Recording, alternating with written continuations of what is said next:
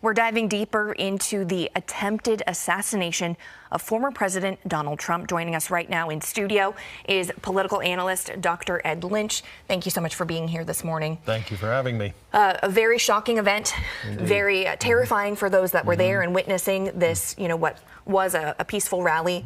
Can you share your thoughts after initially seeing what happened? Well, sure. Yeah, I mean, I was horrified. I'm old enough to remember the attempt on Reagan's life back in 1981, and the same sort of thoughts. How could this happen? Who can do this? And what is happening? And how do we react to this? Where do we go from here? It's almost unbelievable to think that something like this could happen nowadays in our country. You were talking about, you remember the attempt on Ronald Reagan. Can you speak about the historical significance of this? We haven't seen anything like this in decades. No, that's true. The last credible assassination attempt on a president or a former president was on Ronald Reagan in March of 1981, soon after he became president. He was shot and badly wounded. He spent 12 days in the hospital.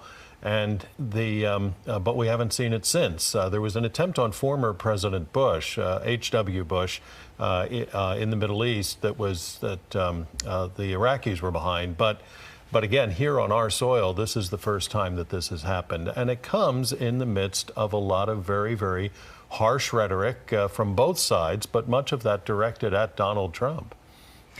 You bring up a good point. We are in a very volatile political election cycle, both candidates taking jabs at the other. Sure. How do you think this attempted assassination could impact the election this fall? Well, the initial impact of this is going to be probably a very large boost in the polls for Donald Trump.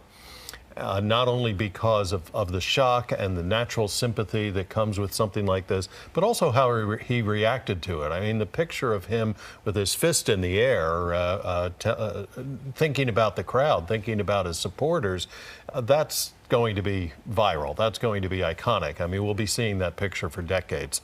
That's part of it. And then his statement afterwards, and it plays into the narrative of his campaign that there are people out to get him, and that he's the one who can fix this country so that we don't have this sort of thing happening again. Right, absolutely. I mean, any other thoughts? I understand that President Joe Biden, they've changed the way that they are campaigning now. There were a lot of negative ads, and I believe that they're pulling back now in the wake of this tragedy. Well, the Biden campaign has pulled all of its political ads for the time being. That won't keep. I mean, they'll retool and they'll do something a little bit different. And President Biden made a statement afterwards. Evidently, the president and the former president talked on the phone. So everybody is reacting to this the way you would expect. Shock, anger, but a hope that will come together as a result of this. The president's response, President Biden's responsibility now is probably to try to lower the temperature and to stop saying things like, we can't let this man back into the White House. That's the sort of rhetoric that can lead people to think, well, anything is possible and anything is okay.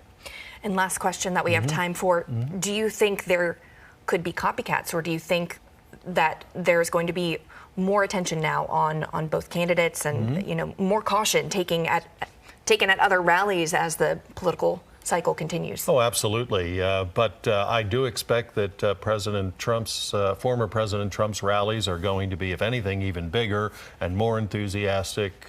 President Biden's supporters will probably try to match that. So I think we're actually going to see an outpouring of strong support for the two candidates, perhaps a little bit more on President Trump's side than President Biden's side. But and certainly security measures are going to be rethought.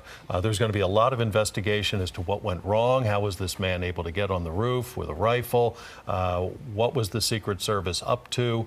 But there'll be an investigation into all of that, and we'll have answers. Well, thank you very much for joining us, Dr. Lynch.